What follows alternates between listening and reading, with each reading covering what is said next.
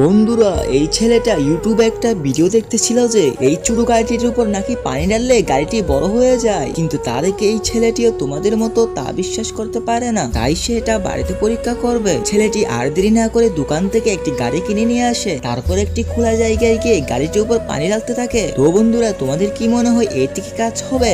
বন্ধুরা, মাকে ভালোবাসলে লাইক করে দাও, আর বাবাকে ভালোবাসলে সাবস্ক্রাইব করে দাও, আর আমার মতো দুজনকেই ভালোবাসলে লাইক এন্ড সাবস্ক্রাইব দুটোই করে দাও। আর কোন দেশ থেকে দেখছো তা অবশ্যই কমেন্টে বলে যাবে। বন্ধুরা, কি এই গাড়িটি তো একটি বড় গাড়ি হয়ে গিয়েছে।